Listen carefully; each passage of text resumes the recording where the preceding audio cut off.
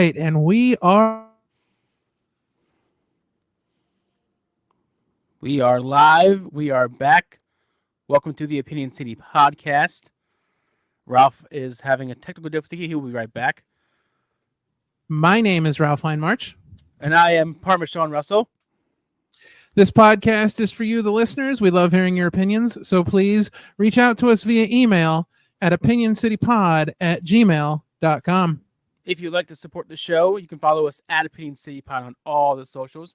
You can find all the links that what we do over there. You can follow myself at Parmechizo. Ralph, where can they find you? You can find me online at RealRalph316 on all the socials. If you like what you're hearing, don't be a stranger. Like, rate, review the show. And if what we think, and please share us with your wherever friends. you get your podcasts, and please, yes, please share us with your friends. We'd love to hear from you. All right, so let's get into today's show. We got a pretty big one here this week. I'm excited. Yes, this is Ralph's big birthday episode. Mine was last week. What? Is this week? What? What? It's my birthday. There it is. Oh man, listen, it is birthday week. It is birthday month here at Opinion City. As Sean mentioned, his birthday was last week, and my illustrious day of birth will be tomorrow. So we are celebrating here. Of course, those of you that are listening to the podcast will be listening directly on my birthday. So we are doing a tad bit of the celebratory celebrating here, as it were. Same as last week. We're doing a twofer list. We're going to have Johnny Pierce on a little bit later on in the show, but Ralph birthday list, he chose a big one. Yes. What is your top 5 for your birthday, sir? All right. So for my birthday, we are going to do my top 5 favorite Stone Cold Steve Austin matches, because as we all know, I am a huge Stone Cold Steve Austin fan. Huge. So yeah, gigantic. Yeah. So we're gonna talk about my top 5 favorite Stone Cold Steve Austin matches, and I am ready to kick things off with my number 5. And before we get into what's interesting, 5, though, do we want to quickly mention our sponsor and give out our thanks? Before we get into let's get right into that. So we want to talk about our brand new sponsor that debuted last week, and that is Ref Larry's Wrestling Collectibles, your ultimate destination for all things wrestling nostalgia. At Ref Larry's Wrestling Collectibles, they don't just sell items, they curate memories. Whether you're a fan of the classic era or modern showdowns, they've got something for everyone. Ref Larry's Wrestling Collectibles sells DVDs, books, magazines, action figures, and so much more. So stop on by Ref Larry's Wrestling Collectibles, where every piece tells a story and every fan becomes a part of the legacy. Ref Larry's Wrestling Collectibles is conveniently located inside Mother Truckers Antiques and Collectibles, located at 566 North Reading Road in Ephrata, PA. Stop on by Thursday through Monday, 9 a.m. to 5 p.m. Give them a call at 717-405-0153 or find them on social media at Ref Larry's WC. We want to thank Ref Larry's Wrestling Collectibles for being a proud sponsor of the Opinion City podcast. And now, back to, hey, it's happy birthday time. It's birthday time. All right. Let's get into your list. Let's do it. All right. So we're talking top 5 favorite Stone Cold Steve Austin matches. Ooh. And honestly, number 5 on my list, really, it doesn't have a whole lot to do with Steve Austin, but it does have a lot to do with Steve Austin because it involves a very important feud of his, one that kind of took him from one level where he was at to kickstarting the next level. But this was a very important match in the grand scheme of this feud. And so we have to go back to 1997 to WWE's In Your House Canadian Stampede. And that is the main event, the Hart Foundation, consisting of Bret Owen, the Bulldog, and Brian Pillman against Goldust, Ken Shamrock, the aforementioned Steve Austin, the Legion of Doom. The British Bulldog was also in that match as well. Sorry, forgot him. But this is just an incredible match. We've talked about this match before on the show. Yeah, we talked about this before. Honestly, this was like another universe. We go up to Canada. Heart Foundation is your good guys. They're getting cheered. Their entrance was amazing. It's great. But this was a very important match in the feud between Bret Hart and Steve Austin, and the feud between Steve Austin and the Heart Foundation. Yeah. And I feel like this match really sort of helped kind of summarize where the differences were, like the things that we were seeing on Monday Night Raw in the US, the things that we were seeing on Monday Night Raw in Canada. This one really highlighted how big of a difference there really was between how the crowds were reacting to each other. Like the different wrestlers, different crowds were reacting different ways. I don't think the feud is the same unless this match is present in the feud. Yeah. And you just had some great players. Everybody was on top of their game. I mean, you think about the names that were involved in this match, and just think about the names that were on the team with Steve Austin. You have the Legion of Doom, legendary tag team. You have Goldust. You have Ken Shamrock, and Goldust and Ken Shamrock, even though they were sort of in that mid-card Intercontinental title era, I mean, these guys were really stepping up their game to be a part of this team. And for me, when I think of Steve Austin, this is one of the matches I always think of, because I absolutely love this match. Yeah, I mean, just the names you mentioned, like that match was a star power match, and the roles were reversed. All the faces that were there, Goldust, Stone Cold, all of them were, in a sense, the bad guys, because they were in, Canada, they were in Heart Country and Heart, and they were just, again, those entrances were, and each of them got their own entrance, which that was cool. It was that each of them got their own chance to stand out and get their own cheers rather than come out as a group. Yeah, it was just as far as main events go, this was one of the most fun main events just from beginning to end. So that's my number 5. That's a big number 5. That's a good start. Well, and I mean, go big or go home. So here we are. So moving up to my number 4. My number 4, we go back to what's been considered possibly the greatest WrestleMania of all time, and we're talking about WrestleMania X7 and the main event between Stone Cold Steve Austin and The Rock for the WWF Championship.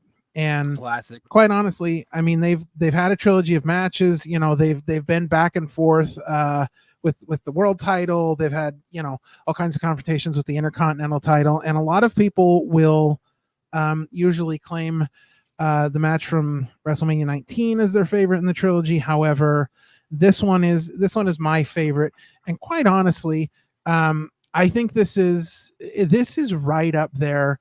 For me, I would say this is probably top 3 in WrestleMania main event buildups. Because I mean, seriously, if you are sitting there and you are watching the video package for this main event, and you're listening, to Limp Bizkit's My Way, and just the whole thing from beginning to end. One of the best promos, man. If that does not get you excited for the match, then there's something wrong, because that was just so well done. And the thing about it was, when you look at the match at WrestleMania X7 as compared to some of their other matches, both of these guys are super hot baby faces at the time. Oh yeah. Like this is a big time in wrestling for the two of them. And honestly, you watch a match like this, and of course, just filled with drama from beginning to end. And really, I mean, the crowd had to be, I mean, it was as close to 50-50 split as you could possibly get. I mean, the only time there were no boos in that match. No. It was all cheers the entire match. And this harkens back to Hulk Hogan Ultimate Warrior. This harkens to Hulk Hogan The Rock. Like when you see those crowds that are just split so far down the middle, it really adds to the feel of this match, the vibe of this match. This was a huge match, and for me, I mean, I really enjoy this match. Everything about this warrants it being on the list. The ending for me is a little bit off. That's why it's only at number 4, I think, on my list, because the ending for me just didn't do anything. And quite honestly, I mean, when you listen to Stone Cold Steve Austin talk about it, he's like, he wishes he'd never gone through with the turn. He wishes he would have just, when he went with Vince McMahon. Yeah. So he's wishing he just kind of, had never done that. So, and I understand that. A decent heel run. I mean, he wasn't really a heel because the fans still loved him, but I think what he tried to do was a decent heel run. I think so. The big part of it, I think, that really resonated with people is the comedic aspects of it. Him and Kurt Angle, and like it was crazy to see him in that different light. But honestly, for me, the ending, I would have liked to have seen a 100% clean ending. I think that would have really, done it for me and really put it over the top. But still, a great match. Almost probably my favorite WrestleMania main event, except for my number 3. And my number 3 is just a hair above this one. Right. And for my number 3, we've got to go to WrestleMania 14, where the Heartbreak Kid Shawn Michaels defends the title against Stone Cold Steve Austin, and this was it. This was the moment. This was the moment where everything that Stone Cold had been doing up to that point, everything that he had been doing with his character, since we go back to King of the Ring, where he, makes the classic promo, the proclamation, and the next night on Raw, he just explodes. And this moment here, not just winning the championship, not just having the moments with Mike Tyson previous to the main event, all of these things, sort of combined together to make this moment what it was. But I still don't think this moment would have been what it was if it wasn't Shawn Michaels that he was defeating, because I think that this made him a made guy, but at the same time, beating Shawn Michaels at WrestleMania in the main event legitimized the win. It legitimized everything about Austin. People looked at him.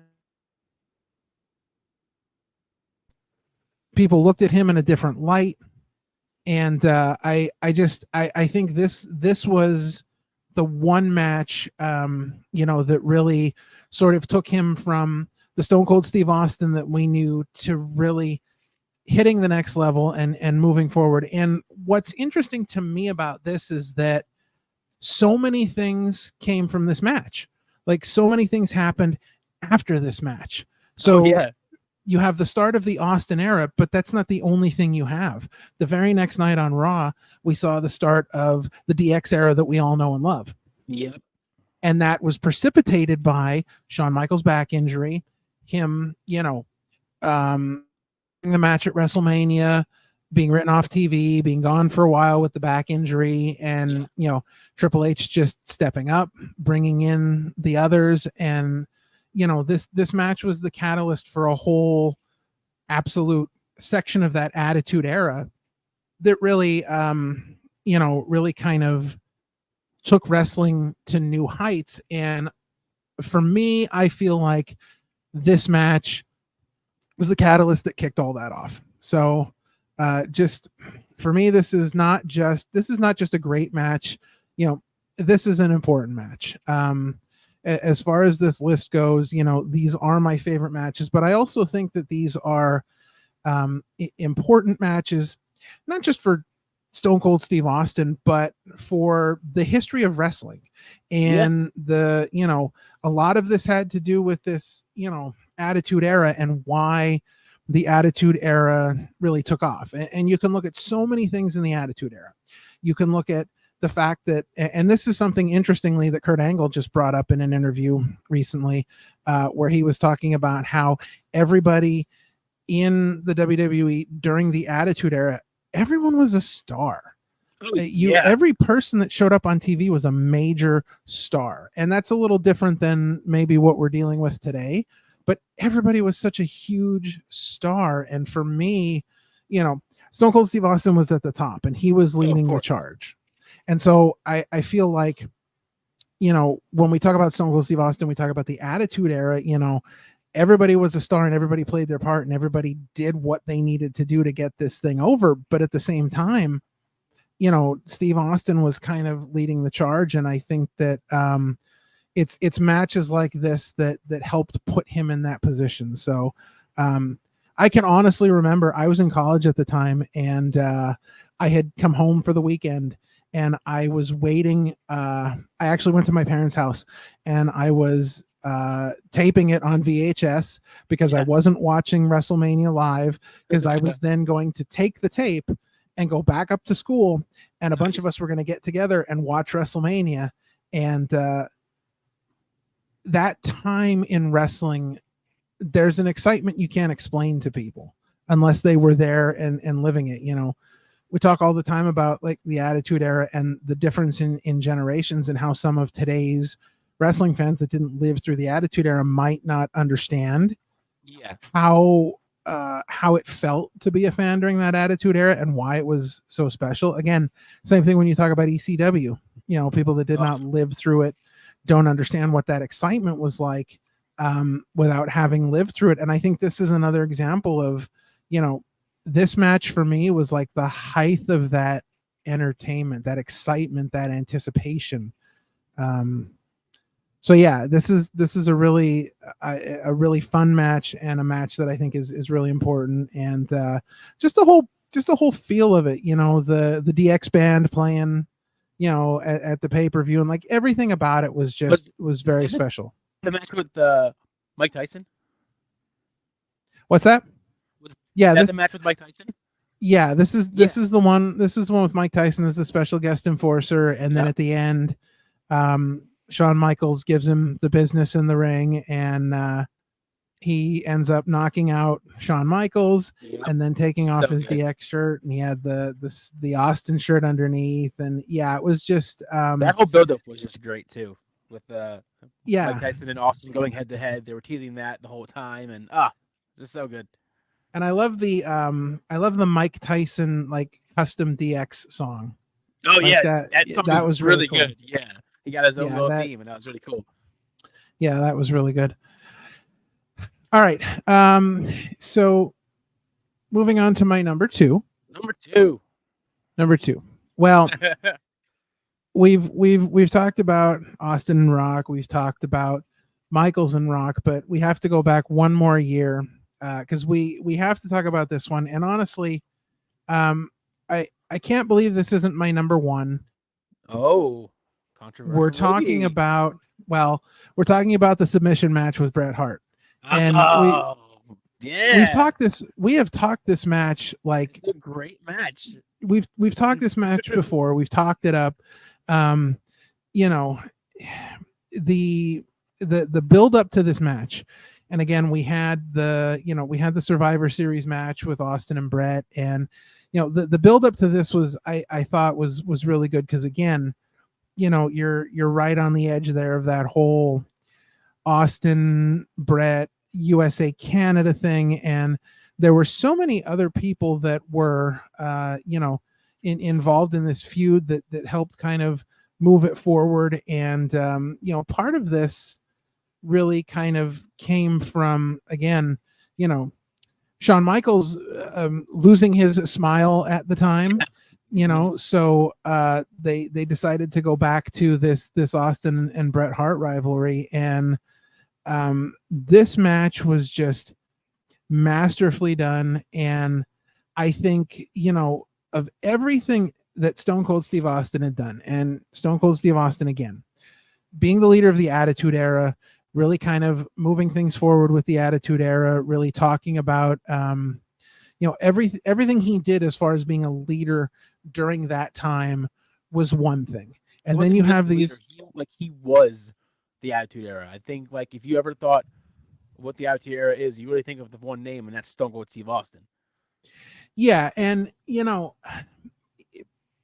taking all of that into account, you look at these watershed moments for Stone Cold Steve Austin in his career, the Caribbean strap match where he finally, loses Ted DiBiase and sort of moves on from that whole, ringmaster gimmick. And then the King of the Ring. And then you have all these different things that happen. And for as much as he was a leader in the Attitude Era, that whole match with Bret Hart, I think, took him to a complete other level. It took what he had been doing and what he had been building and just moved that to a complete other level. And everything they did in that match was just so masterful. Everything about it was great. Ken Shamrock as the special guest referee, and just everything they did in that match. Bret Hart, I'll never forget, Bret Hart and the ring bell. Like that was just a moment to me. And, just the level of, I don't want to say violence, but the level of brutality where they just kind of, they showed how much emotion there was in this feud between them. And you really felt that these guys absolutely 100% hated each other without a doubt. The entire match. Yeah. So everything about it was just done great. The ending was amazing. And again, this is a match that Austin does not win. I think, we have that iconic vision at the end of, Austin in the sharpshooter with the blood dripping down. And, for as great as this match was, I don't think anybody, the outcome doesn't matter because this match did so many other things. And most people don't even really think about the outcome when they talk about this, because there's just so much to it that the outcome really doesn't matter. I mean, anybody could have won this match because, where things went from there, it really didn't, it really didn't matter because it gave us these iconic moments. And it's a match that we still talk about today because it was so masterful in turning both of them. And, again, this was in front of just a massively rowdy Chicago crowd, like huge crowd. Yeah. The crowd was probably just as big a part of this match as the participants were as well. So, it's a moment in time. It's something that, I don't think we'll ever see something like that again, where it's just every moment from beginning to end was perfect in building and telling this story. So that's my number 2. So far, Ross has been pretty on point so far, I got to say. Yeah. All right. Point. Well, this is where you're either with me or you're against me, and I have to say that quite honestly that this might not even be considered a match. Nothing beats LOD 2005 so far. Nothing has beaten that number 1 pick. Well, all right. See, here's the thing. This could be considered by some not to even be a match. So okay. I get that, but I'm talking about because I really had to think about this because I'm thinking to myself, my top 5 Stone Cold Steve Austin matches, and am I picking matches that I personally like? Am I picking matches that I think are important? And I think my list kind of did a little bit of both of those. But when it came to my number 1, I was like, you know what? I'm just going with this because honestly, when I tell people about my favorite match of all time, I bring this up all the time because I have a couple matches that are right up there where I could legit pick maybe any of them as my number 1, but this one is the most divisive out of the list. And so for this one, we've got to go all the way back to 2001. It was a December episode of SmackDown, December 13th to be exact. And we have this we have this sort of rivalry between the co-owners of WWE at the time, Vince McMahon and Ric Flair. Mm-hmm. And we have this little feud building, and honestly, it wasn't a huge feud. It didn't last very long. Quite honestly, most of it was unspectacular as far as feuds go, especially in the career of Stone Cold Steve Austin. But it gave us a legendary moment, a legendary evening that'll probably never be rivaled. And it all started with a brawl in the balcony box that went down to the audience, that then went backstage. And one of our participants in this feud jumped into a limo and took off, and was pursued by the other participant in this feud. And as we're watching Vince McMahon and Ric Flair, watching the show and watching everything unfold, Vince gets this call, and we hear about the Green Frog grocery store where a certain Booker T was stopping to pick up a latte. Yep. And I gotta tell you, man, Stone Cold Steve Austin and Booker T brawling in a grocery store. Look, Stone Cold Steve Austin's had a lot of great moments, but this one is probably my favorite. It definitely wasn't a match, but when you're in a grocery store and Booker T is laying in a shopping cart having flour poured on him, and Stone Cold Steve Austin is singing to him, "When the moon hits your eye like a big pizza pie, that's amore," and then he hits him with a pizza and a pepperoni. And there is just this iconic image of Booker T locking Stone Cold Steve Austin in the cooler, and then all of a sudden, right there at the milk door, you see Stone Cold Steve Austin drinking some milk and coming through the milk door and continuing the fight.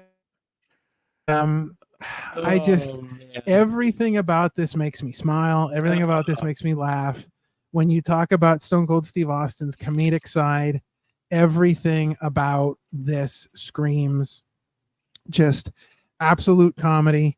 It's so phenomenal. I enjoy Stone Cold Steve Austin matches. I enjoy Stone Cold Steve Austin promos, but I don't enjoy anything like I enjoyed this. No, that's a great number one. I mean, you're right. It's not a match, but that is definitely a moment in time that most wrestling fans never forget, just because of just how over the top it was, for sure. I think that's the big thing, is that it's so memorable. It's become its own sort of legendary thing. Now, did you have any runner-ups that maybe you didn't make the list? Well, yeah, and I guess honestly, I thought about making Booker T and Austin in the grocery store an honorable mention for one, but really, I mean, there have been some great moments, as far as I'm concerned, in the history of Stone Cold Steve Austin. Too many. What's that? Too many. Well, too many. I really enjoyed his match with Dude Love. I didn't necessarily think it was the best match of all time, but I really did enjoy that match. And I liked a lot of his tag team stuff. Tagging with Shawn Michaels and winning the titles. And honestly, when I talk about my favorite matches of all time, one of my absolute most favorite matches, and this one almost made the list. I couldn't look at Stone Cold Steve Austin enough in this match to really say, okay, I've got to put this in the list. But I will say, when the 2-man power trip, Austin and Triple H defended their tag titles. Team. Oh yeah.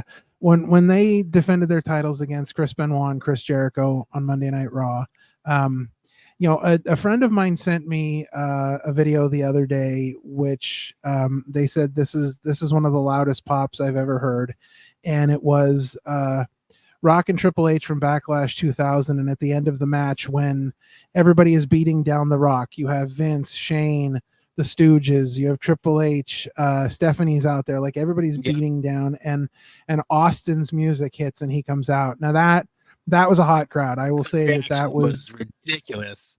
Yeah, that was a hot crowd. However, I still think when Benoit and Jericho won that match, that was one of the loudest pops I'd ever heard, especially I think from Monday Night Raw. But everything about that match was just so good. I mean, Triple H tears his quad, and then he still wrestles. Well, he not only finishes the match, but he lets Jericho give him the walls of Jericho on top of the announce table, like almost. That's like within 2 minutes of tearing his quad. Do you like not he want gets your back limb, up, sir? Do you not want your limb? Do you not need that leg? It's fine. Yeah, I don't know, man. It was just insane. So that one almost made the cut. But you know, there's so many things I could have talked about with Stone Cold. Just the various, you know, moments with vehicles, you know, pouring cement in in the Corvette, running over the Rock's car with a monster truck, destroying the DX bus with the crane, you know, the beer truck, the Zamboni, which, you know, I always find the Zamboni thing funny because he was driving the Zamboni to the ring and then completely unplugged the entire audio for the show as he got wrapped up around one of the cords. He didn't even care. He didn't even care. No. You know, it's just, I don't know, man. So many great moments. And that Zamboni moment, didn't that involve your boy Kane? Wasn't that the night after he beat Austin for the title in the first blood match? It might have been. I'm still sad that he only had 1 day reign with as the belt as Masked Kane. That still hurts my soul that Masked Kane never got a belt. Yeah. Unmasked Kane did. Unmasked Kane didn't get anything. Unmasked Kane did not get his due diligence. I stand by that. Yeah. No, and that's, you know, that's I think that's another missed opportunity at the time, and I think part of that comes from the fact that, you know, Austin was so big at the time that you really couldn't have this the title picture without him somehow involved in it. But I think that having a title feud, a lengthy, legitimate title feud between Masked Kane and Undertaker would have been phenomenal. It would have been amazing. So good. I would have been so happy to see that. Yeah, that would have been really incredible. But again, you know, we're at this point where, you know, the train's rolling out of the station, and, you know, it is the Austin train 100% at that point. You know, everybody else is just kind of cabooses on for the ride. It's a shame. But again, you know, if we look at the way things went down, I mean, who knows what would have happened if something would have happened differently. You know, you always make one little change here or there, and you never know what could have happened in the history of wrestling. So, you know, it's unfortunate that Kane did not get more of a title run, but but it's not about Kane. That was last week. This is about Austin. I get it. This is about that is correct. Listen, this is our big birthday month here, so we can talk about the intersections of Kane and Austin. I'm okay with that. Speaking of, birthday month. We have a huge weekend next weekend, don't we? We absolutely do. You know, we're gonna be doing some really cool stuff next weekend, and one of those, SmackDown 2.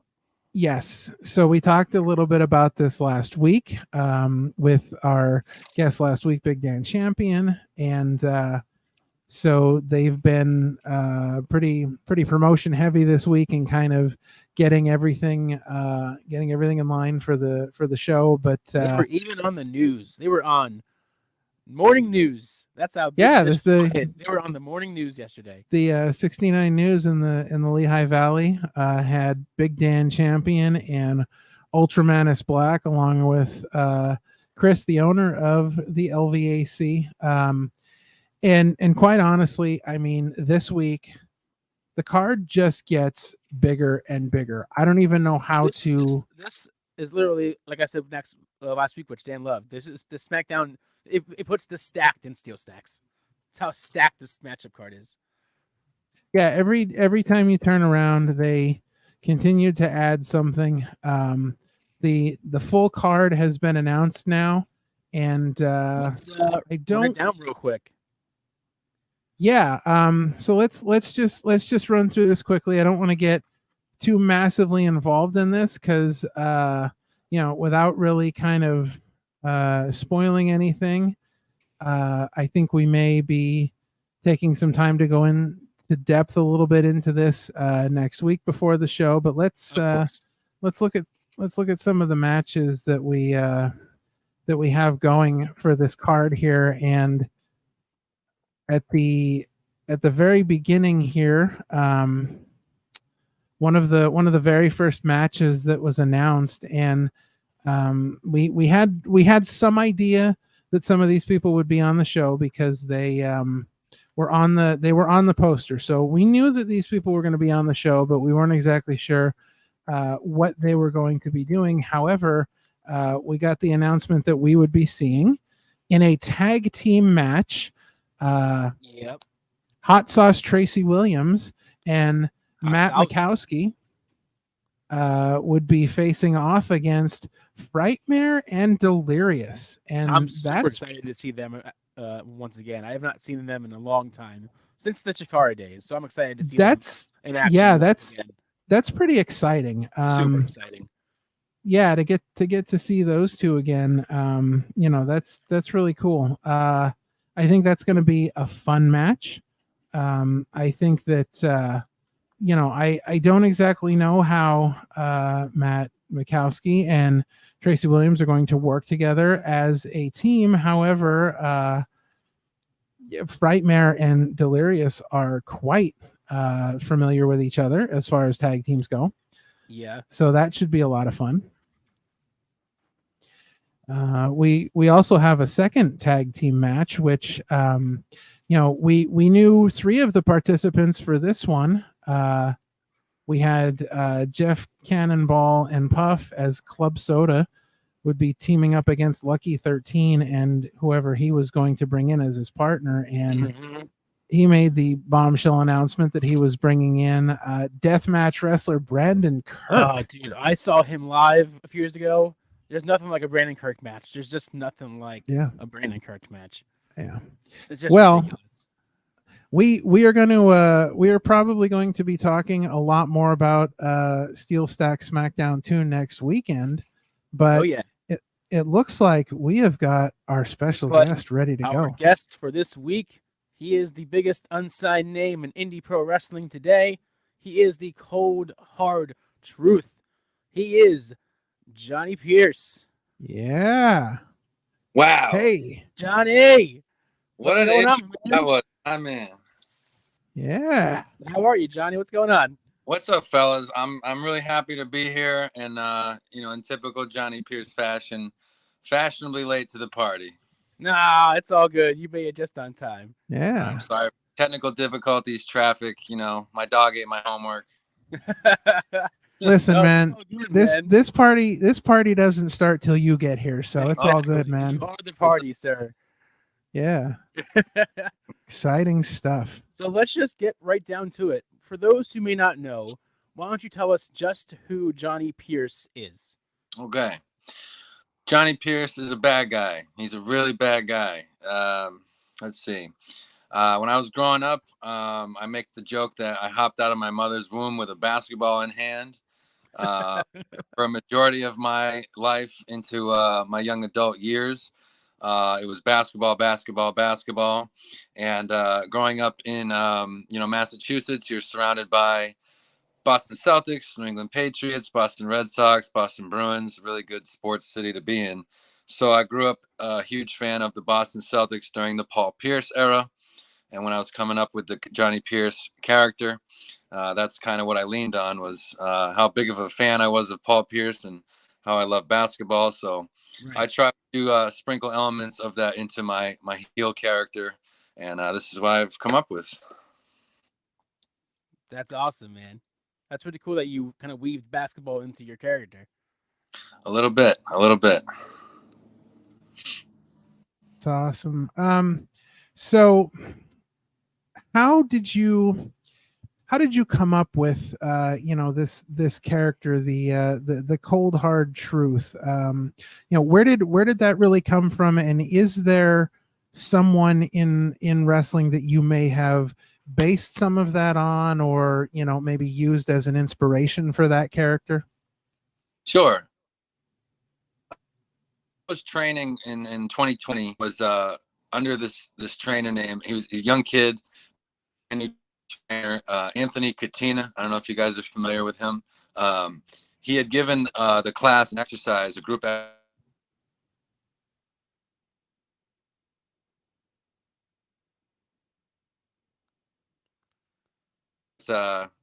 came up with this character named John Pierce, and I cut the promo like that, and it slowly morphed into Johnny Pierce. Another guy, there's probably two guys that I would shout out with the cold hard truth part of it, which would be Davey Cash and Shay Cash. And I think there was a point where they tagged as Cold Hard Cash, and I really liked that name. Nice. Paul Pierce was the Truth, and then you have Ron Truth Killings, right? And so I didn't want to be the Truth Johnny Pierce, and I figured I'd Cold Hard part and stick it right in front of that and be Cold Hard Truth Johnny Pierce. Nice. That's very smart. That's a genius way of not copying Ron the Truth Killings, but still being the cold hard truth. So where did you start your training to become a wrestler? Yeah, I want to say January 2017, I went to the New England Pro Wrestling Academy.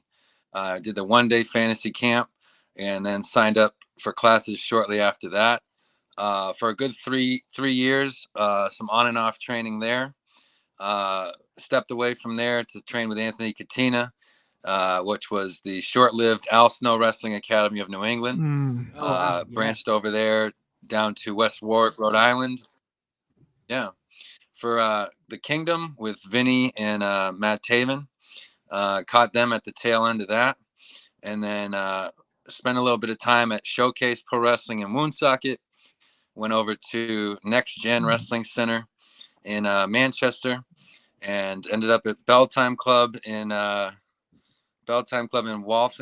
Wakefield, only to end up back at Nepo where I started. Hey, sometimes you got to come back full circle. Yeah, absolutely. So you talked about growing up that you were very much into basketball.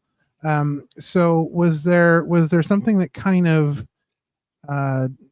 put you in the direction of professional wrestling rather than maybe going in the route of basketball? Yeah. Once I was done playing college basketball at the Division III level, you don't have many choices. You're not going to go to the NBA. Unless you're really, really good, you're not going to play professionally overseas. So I played in like little men's leagues around where I stayed, and it just wasn't enough for me. I wanted more out of life, and I went down some dark paths with my life, and I kind of lost myself a little bit. And where I found true happiness was at wrestling shows. For the 2 to 3 hours that you get, you kind of lose yourself in those moments, and you're cheering for the babies, you're booing the heels, you're just loving that experience, and you get to escape what you got going on in your real life and whatever problems you have.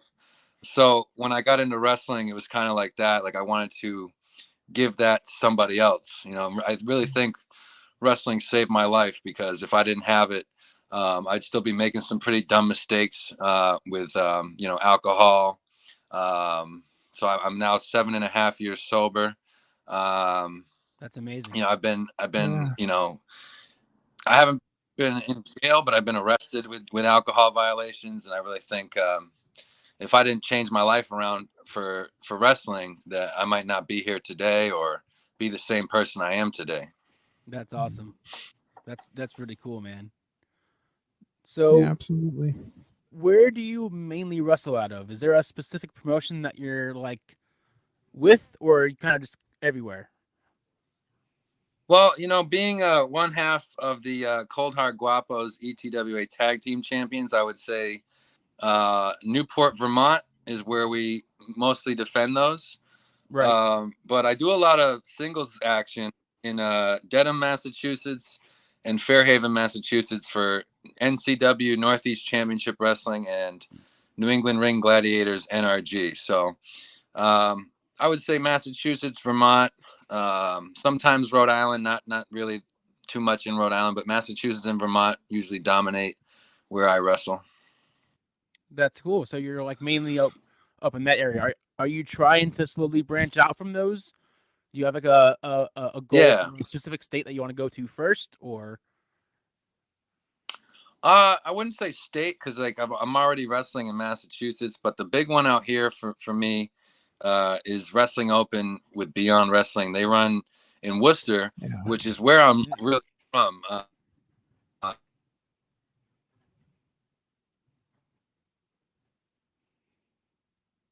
To wrestle for Wrestling Open and Beyond Wrestling. Yeah, that's a really great place to get a foot in the door, because I mean they have a very wide reach, for being a sort of New England based company, and they really kind of get their product out there. So being able to get involved with something like that, and just get what you do seen by as many people as possible, that's really important. That's definitely a good goal to have. So you did mention, being one half of the ETWA Tag Team Champions, the Cold Hard Guapos. Love it. Absolutely love that name. Love the gimmick. I think that's great. So let's talk a little bit about that. Is that your first championship that you've won? And is what exactly does being the ETWA Tag Team Champs mean to you? Yeah, that is the first one that I've won. I've had a few opportunities at some other championships here and there. Haven't had the chance to come on the winning side of those, but it's the first one I've had.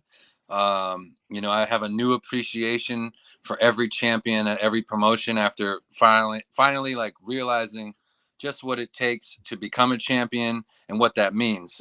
What it means to be ETWA Tag Champion. It means everything. But right now, Johnny Pierce and Diego Alvarez are the longest reigning champions at the promotion, ETWA. Nice. So we're really going to push that going forward, is that we are in our opinions, we are the top champions in the company, regardless of the heavyweight champ or the heritage champ. We've had them since March. I would really like to hit that 1 year mark. That would be really cool, really special. And, we put a lot of hard work into it, between like blood, sweat, and tears. In that championship match, which is, on YouTube, if you haven't seen it, you can check it out. Very quickly in that match, I was concussed. So I joked that the lights were on, but nobody was home.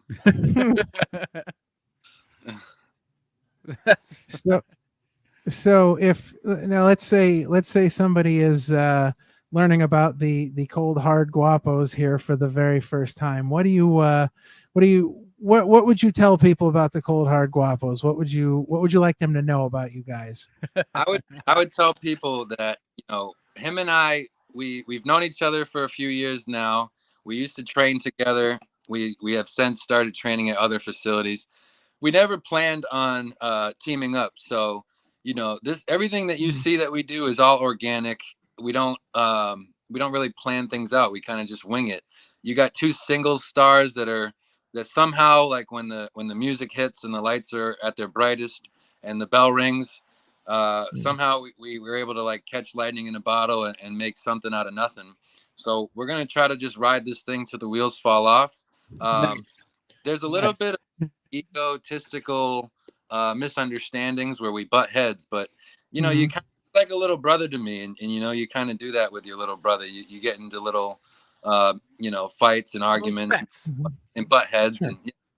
So I don't know, we're just trying to prove to everybody why we're the right choice to hold these championships, and we don't want anyone to take them from us. We want to hold on to them as long as possible. That's a goal, man. That's a great goal.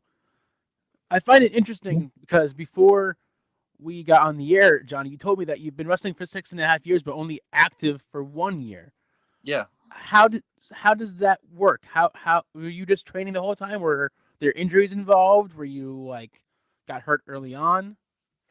I would say like the first years was a lot of off and on training with you can say injuries. There weren't any real significant ones, but little minor ones here and there where you just need to kind of rest and heal up and then go back. Real life stuff kind of gets in the way at times if you allow it to, with me bouncing around from certain jobs and doing a different job. I would have health care. I wouldn't have health care.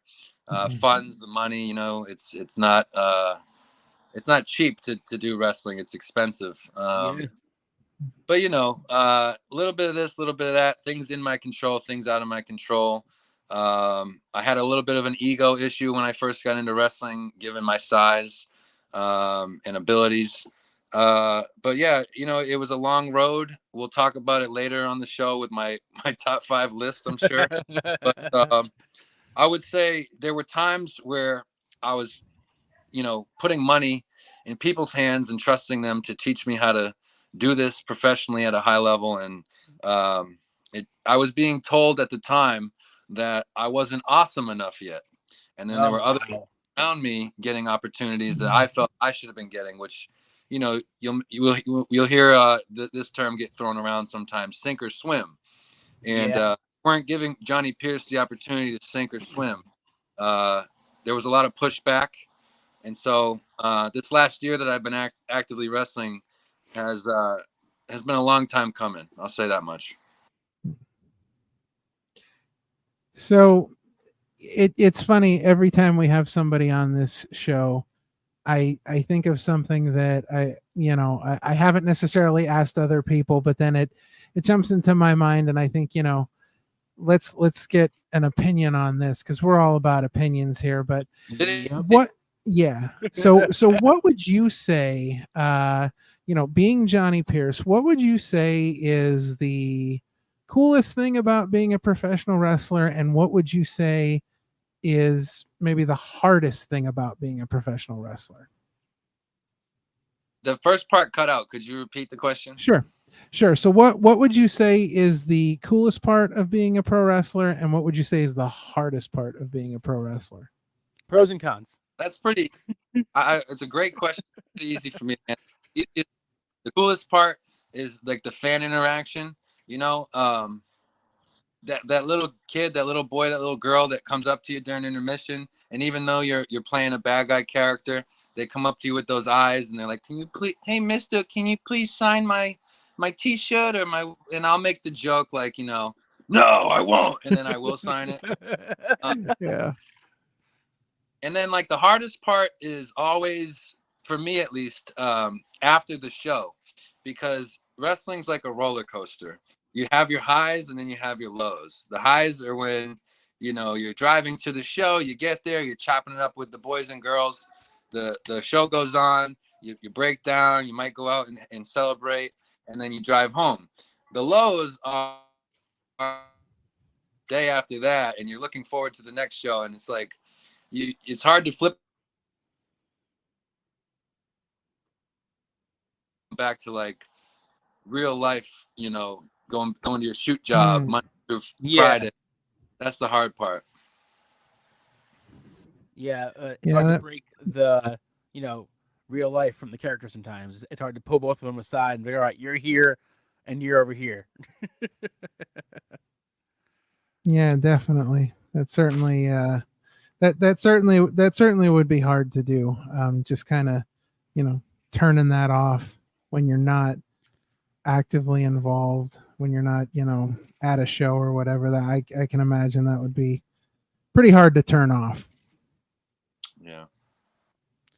So, being that you are already tag team champions with Diego, what are some of your other goals that you want to achieve in your wrestling career? I really would like to be a singles champion. I want to be a top guy.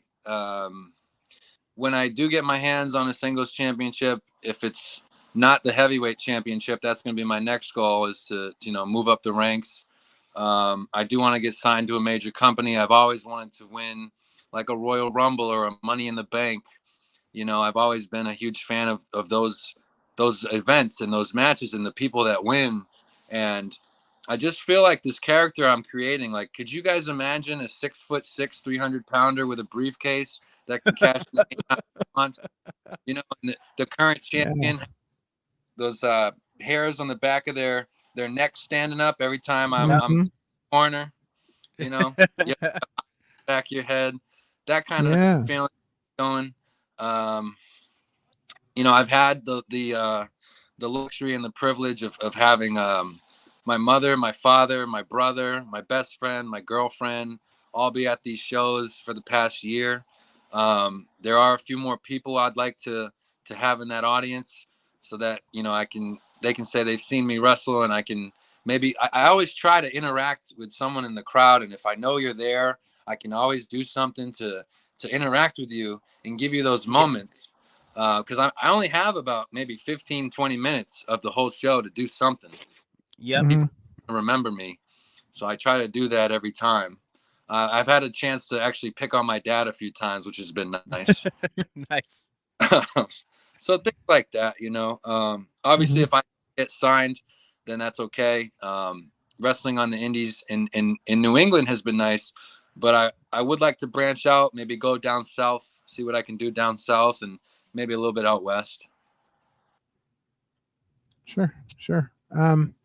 So do you, being a wrestler, being involved in the business, you know, how much do you watch the current promotions? What do you like? How much time do you have to watch wrestling? You know, because I know some guys are really into it. You know, other guys are maybe don't have all the time to, because I mean, there's so much to follow out there now. This is something we always talk about. It's a blessing and a curse, but you know, how much do you really get to follow the current product? I used to watch the WWE stuff religiously, whether it was Raw, SmackDown, NXT, the pay-per-views. I wouldn't miss anything. I would watch everything in order. I wouldn't fast forward through anything. I've gotten more active with my wrestling on weekends and whatnot, going from show to show and town to town. I'm behind schedule. I try to catch up with the pay-per-views as much as I can. I've watched a little bit more of AEW than I care to admit, but you know, it's starting to grow on me a little bit. I watch a lot of the indie shows, especially the ones I'm on. What I'll do is, you know, if I most times I watch everyone's match from that night, most times. And then there's a few other promotions that I haven't been on yet that I watch their stuff just to see what they got going on. If there's a good match that, you know, I have two people I really want to see go at it, I'm going to throw that on. So in my downtime, you know, my girlfriend and I, who's also in the business, will try to watch at least a match or two a night. Nice. That's very cool. So your girlfriend's in the business as well. That's got to be pretty interesting. Do you guys work a lot of shows together? Or do you travel a lot together? Like, are you guys kind of like a package deal at sometimes? Like you see, you know, some people working together that, you know, are kind of like always on the same shows together. Is that like something you guys do? I mean, hopefully someday. She's just not at that point yet where the trainers believe she's ready for you know, wrestling I got you. in the ring. And we had the opportunity only one time. We were up in Canada, and she valeted, you know, Diego and I to the ring, and that was a special moment I'll never be able to forget. We'll have it forever. We have photos, we have video. We had the reaction of the crowd that night, and it just so happened that when she changed schools, all it takes is one bad apple to ruin the rest of the bunch.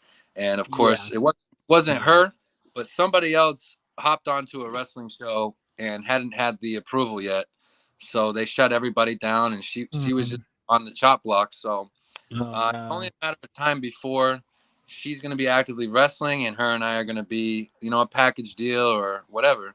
But what was I going to say? She does travel with me. We went to Vermont this weekend, stayed in a motel, and now we're back. But yeah, she's a good travel companion. That's pretty cool. It's always interesting when you have somebody like I used to work at the same job with my wife, and it's always cool when you have somebody that you can talk to about things about, the industry that you're in, or the things that you do, and they understand where you're coming from. So that's really cool. Yeah. So, say you do have an opportunity to make it to the main stage. Have you thought about which company do you think you'd prefer to start your career in? When I first started wrestling, I was always gonna, WWE or bust. But then, as more doors started to open up, it wouldn't matter to me really. I just want that opportunity to have that contract and be on television.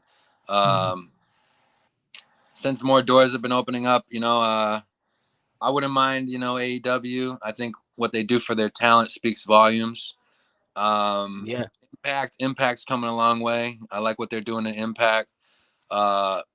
Japan would be okay. I think the culture shock would be a lot to handle, but I wouldn't mind doing some stuff in Japan, and we'll see. I mean, I really like what they're doing in MLW. That would be cool to do. Yeah, they're doing great right now. They should be on TV if they're not already. Right. I think right now they're mainly on YouTube, and I think Fight TV. Yeah.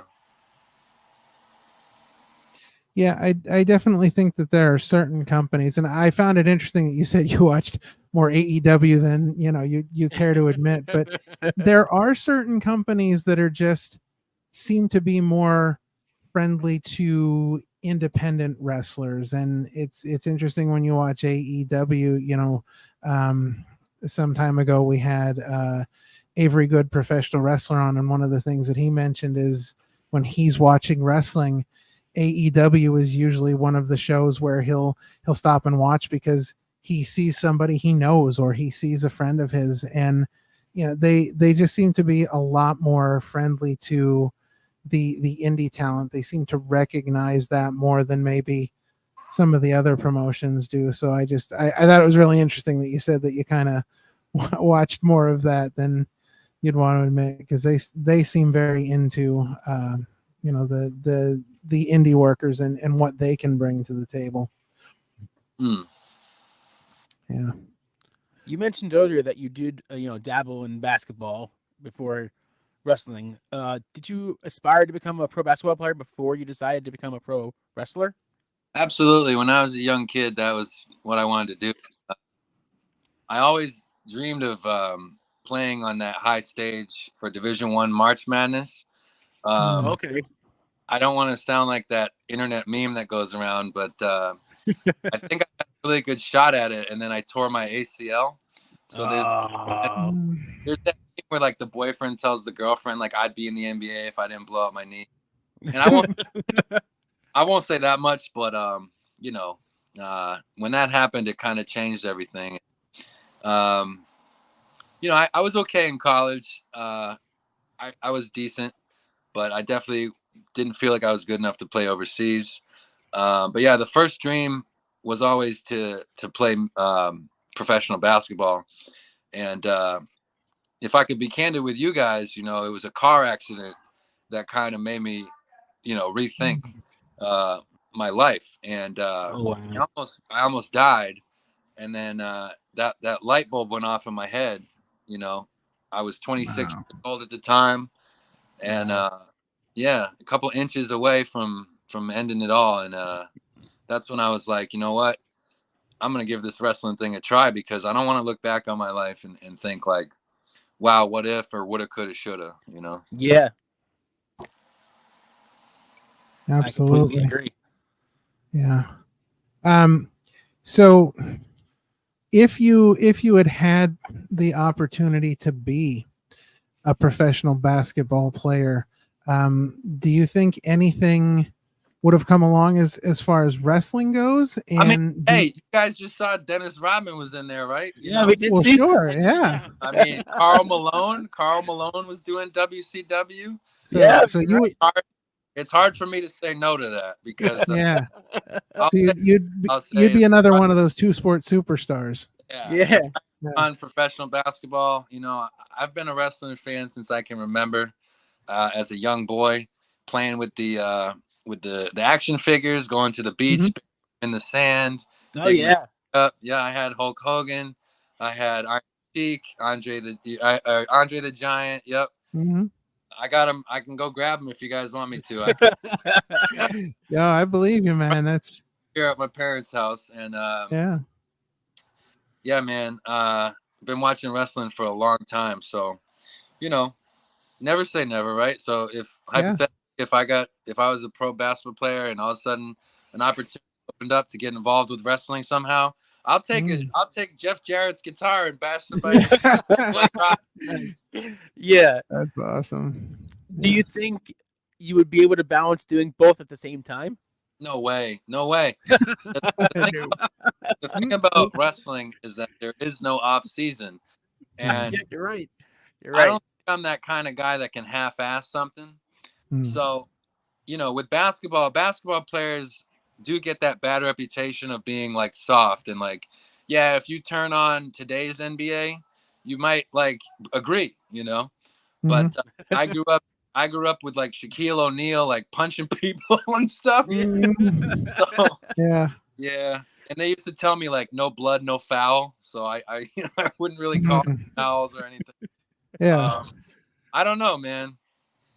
Basketball, you get an off season, and wrestling, you don't. So one of the reasons I stopped coaching basketball during the winter was so I could wrestle during the winter, Yeah. Makes sense to me. Did you have a favorite wrestler growing up, and are they still your favorite? Oh, let's see, man. Growing up, it was Kane. They are no longer my boy Kane. Yeah, Kane was my favorite due to how he kind of like. I don't know if he planned to end his career that way, but like I didn't like the way he left wrestling. I feel like he had some unfinished business. I mean, Agreed. We need to talk about concessions, Kane, because I don't want to talk about that. Oh God! But stuff came up in the news about his like political views and whatnot. So yeah, I kind of denounced my fandom of Kane there.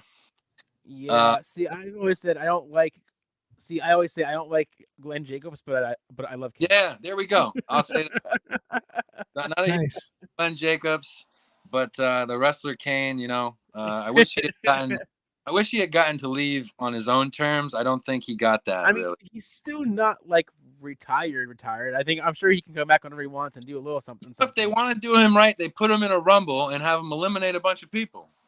Yeah. I mean, yeah, you could do that. Have him come back for one more rumble and do the old cage stick. Yeah. I'd be okay with one more run. I think there's nowadays, because Randy Orton's injured still, I'm a huge Bobby Lashley fan. I was a Bobby Lashley fan before it was cool to be a Bobby Lashley fan. So you were a fan back in like 2006 when he had the white trunks and he was on ECW, and then he made way and he had the match with Vince McMahon and Umaga and Donald Trump and the haircut. Yeah. One thing I'll say about Bobby Lashley is, he's and you got the shirt on, but he's a guy like Brock Lesnar. Those are guys that everything they do looks real. And everything they do looks like it hurts, and they are like spectacles to watch. Yeah. Absolutely. Should say cool. Yeah. It should. It should. It should say Opinion City. Speaking of opinions, this week we have a sort of a different top 5 list. Oh, I'm excited for this.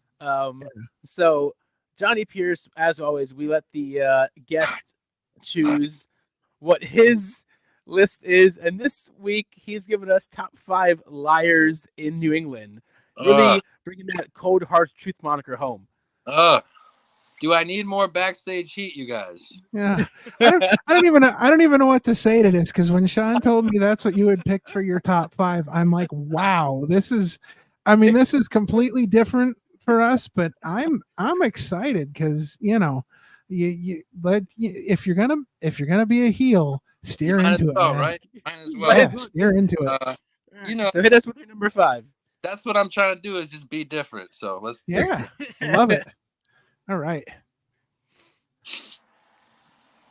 So let's start with your number 5. Oh, my number 5. Yeah. Yeah, let's do it. My number 5 is Don Vega. So all right. So for those who don't know, who is Don Vega? Don Vega is a professional independent wrestler based out of Rhode Island. He also is the head trainer at the Showcase Pro Wrestling School in Woonsocket, Rhode Island. I spent a little over a month and some change down there.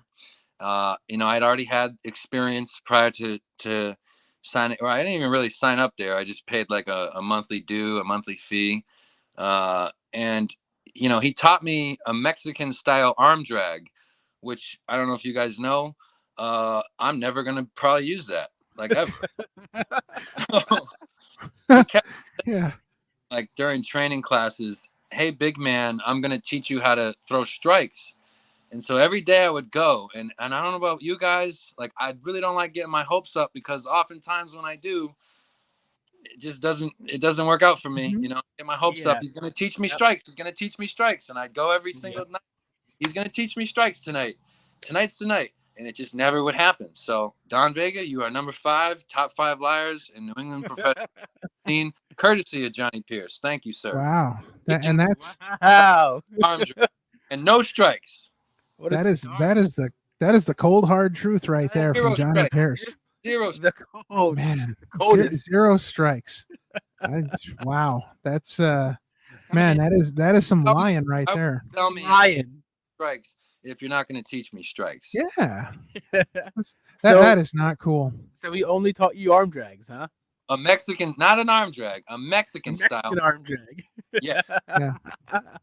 Listen, that's what we on this show called missed opportunities. Oh yeah. Yes. One right there. School in the rear view was a really easy decision. All right. Well, who's next on your hit list, buddy? What do you got next? A hit list. It's hit list now. 4. The guy's name is Loverboy Lex Lozano. He's on the list not because I don't think he's a good person or he's a bad guy, but when you tell someone you're going to be there for them and then you're not there for them, that pisses me off. So we had worked him into a storyline at the New England Ring Gladiator promotion, and I had it culminated. This was months and months of storyline, which culminated into a street fight. And you guys know there's no rules in a street fight. Yeah? Nope. Mm-hmm. So we planted him in the crowd. I attacked him, right? And he was supposed to get involved in that match, the street fight, to get back at me, right? Right. When we queued it up, he missed his cue, and my match was compromised. So Loverboy Lex Lozano, you, sir, are a liar, and you're number 4 on that list. Wow. How dare you not show up for Johnny Pierce? I trained you have been multiple times a week, and you know what? I confidently say on this podcast that if the roles were reversed and he needed me to run interference in a street fight, you're damn right I would run interference in a street fight. That's right. There you go. Lex Lozano, you have been given the cold hard truth, my friend. Oof. People can't handle it. No. Can't handle it. I can barely handle it, and I'm not even on the list. Man, love it. All right. This one, we have foreseen the list. No spoilers, but number 3 is a little interesting, and I'm curious as to why he's on your list. I can think of more reasons, like why, how I put this. There are so many reasons why he's on this list. Okay. But I'm not going to bury him too much. The same reason that Lex Lozano's on the list is the same reason that the Guapo of Grappling, Diego Alvarez, the other half of the Cold Hard Guapos, is on the same list. So in that same street fight match, he was involved in the same storyline, and I had trained with him multiple times a week, and he was supposed to have my back, and he did not. So that makes him a liar. What else? I had asked him many months ago, and this is me being petty, but whatever. Hey, go for it. Send me a video of a promo that I did, because he had the video of his promo, but as soon as he passed the mic to me, the video got cut. And I said, can I have the part where I'm talking? And he said, I'll send it to you. And then days went by, and then weeks went by, and then months went by, and no video.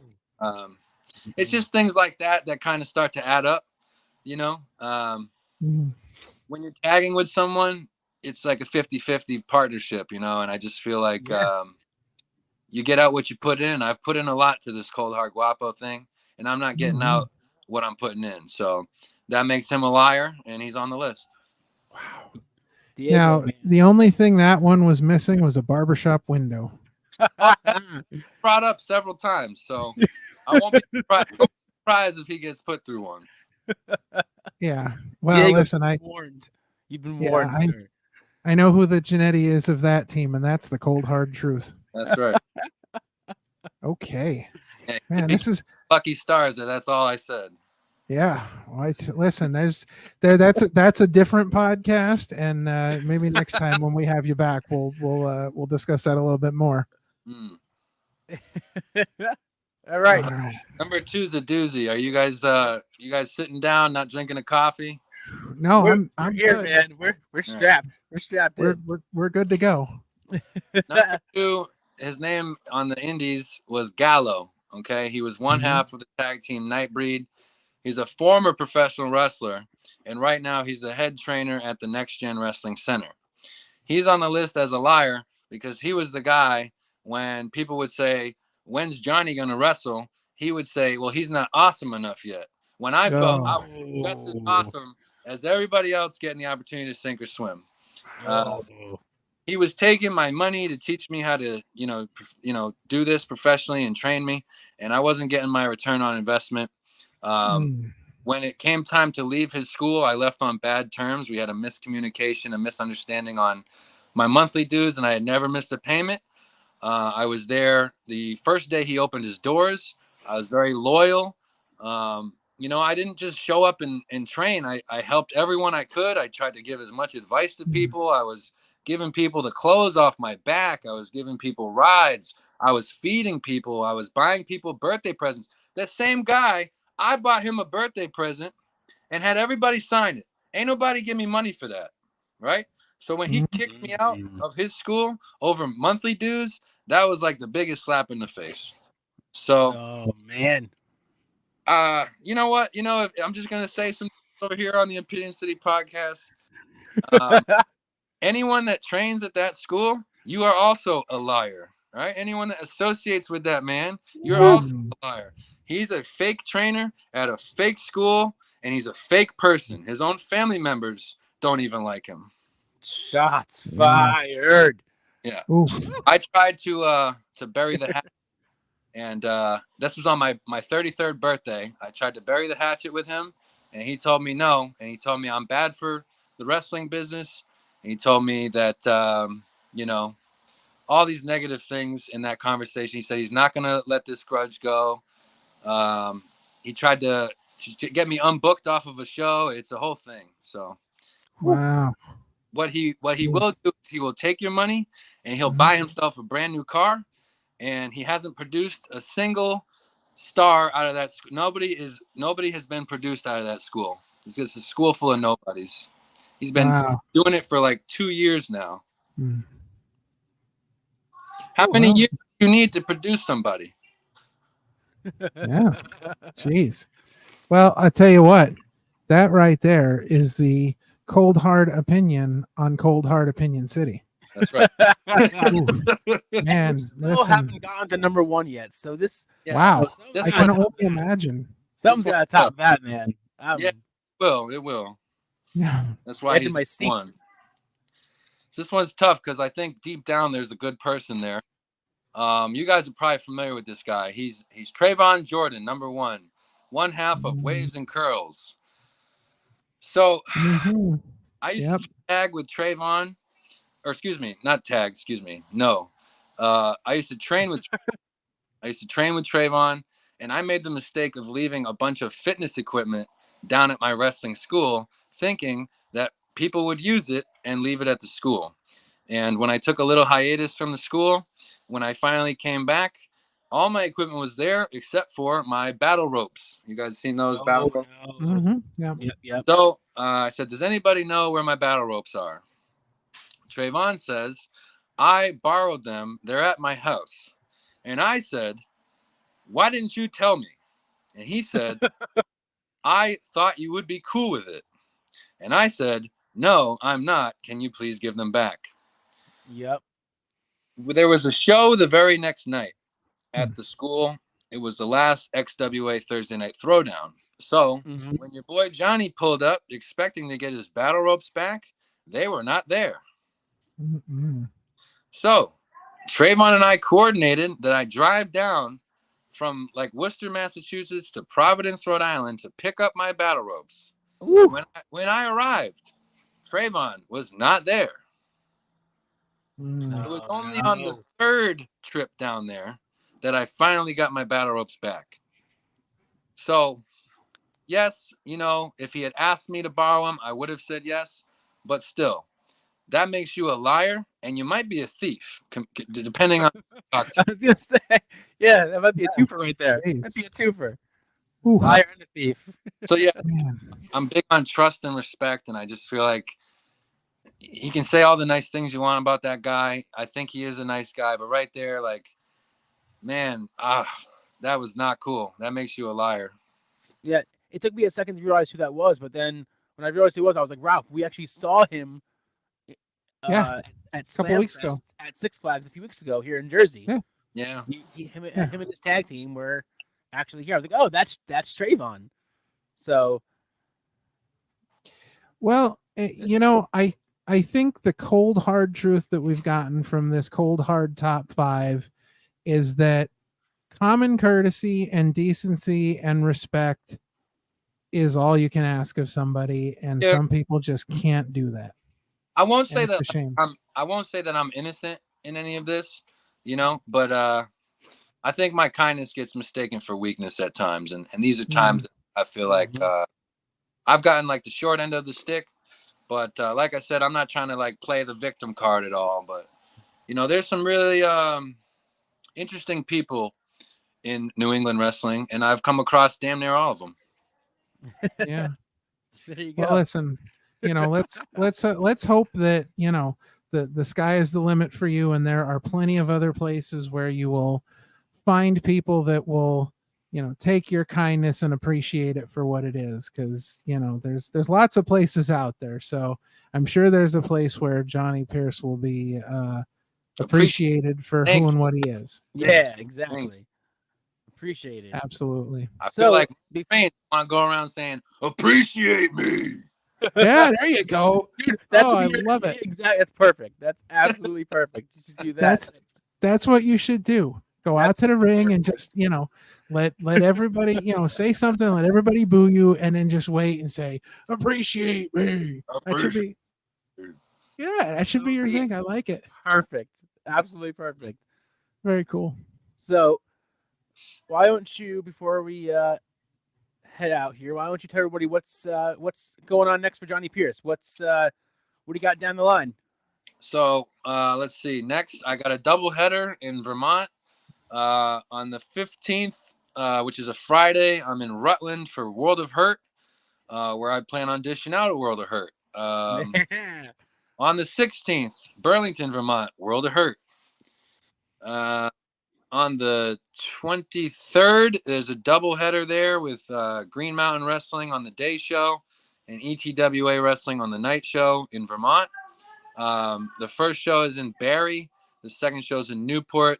And Diego and I will definitely be defending our tag team championships because no one's going to take them from us. And then to round out the month, I missed one. On the 19th at the Farmington, Maine Fair, I'll be there wrestling. It's a Tuesday. There you go. I wrestle a lot on a Tuesday, but that'll be good. And on the 30th, Fairhaven, Massachusetts for New England Ring Gladiators. Johnny Pierce has something really special cooked up his sleeves for that one. Oh, all right. Yeah. Don't miss that show. I just wanted to, before you guys sign off, I wanted to say thank you for having me on here. I'm sorry I was late, but just wanted to give a shout out for Sean for connecting me to the Opinion City podcast. I've listened to a few episodes. You guys do a great job. Thank you. Introducing me to Ralph. Ralph, thank you for those logos. They came out absolutely great. You guys really captured like the essence of Johnny Pierce with that post for this podcast episode. Using the letters cut out from the magazines. I really like that. Yeah, Sean did a great job on that. Definitely gonna send that logo to somebody who's gonna hopefully whip up some T-shirts or whatever I can get. That'd be cool.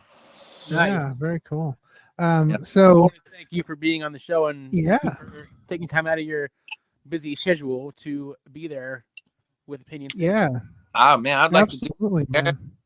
If you can convince Heather to do this, man, I swear to God. No, dude, she's next. She's on the list. She's next. What are you, Goldberg?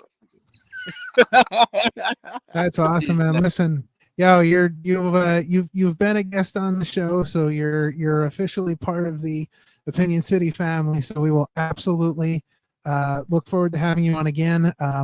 You're on Twitter and Instagram at _Johnny_Pierce_.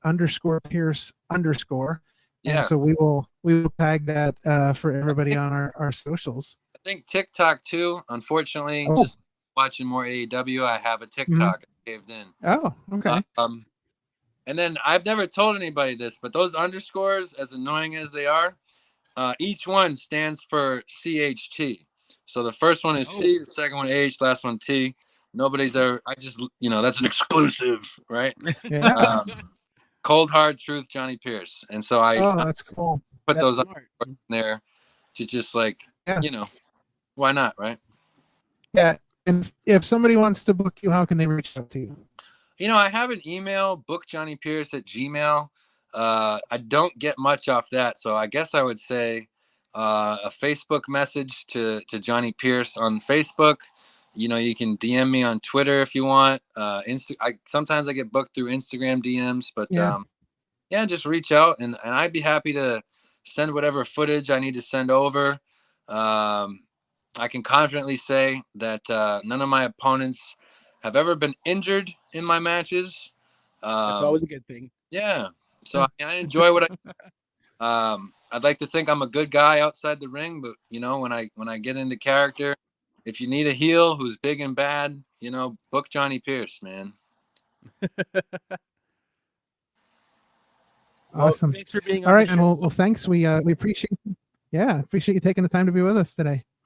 Man, thank you for having me on the Opinion City podcast. You guys keep killing it. I'll keep tuning in when I can.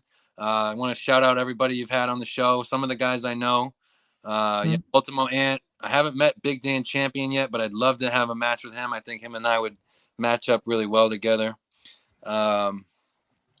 Maybe get Heather on here. Maybe get Diego on here. I don't know. Oh yeah. Yeah, absolutely, man. The whole group. I'll spread the word, man. I'll get you guys. Very out. Cool. Yeah, we appreciate that. All right, man.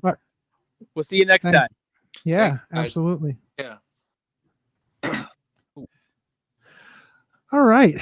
Wow. A fantastic interview. Johnny Pierce is a really cool guy. I'm very, very, very glad we had him on here today. So of course, we want to thank Johnny for taking the time to be with us today. And of course, we want to thank you, the listeners, for not only listening, but also watching the Opinion City podcast with myself and Parmesan. Now that we are also on video as well, you guys get to see our shiny, sparkling faces. Yeah, absolutely. So if you like what you've just heard, you like what you've just watched, please, we hope you'll pass along our social media, which is at Opinion City Pod, to all your friends and colleagues. And we would love it if you would leave us a review on Apple Podcasts, Spotify, Pandora, or wherever you get your podcasts. And please subscribe to our YouTube. Yeah, be sure to check out all of our other episodes and let us know what you think of those, as well as this episode, because we'd love to hear from you guys. Check us out on Facebook, on Twitter or X, Instagram, and Threads at Opinion City Pod. And this has been a Mancast Network production, and we will see you next time. This is Ultimo Ann here. You're listening to Opinion City Podcast. Thanks for tuning in. Happy trails to you till we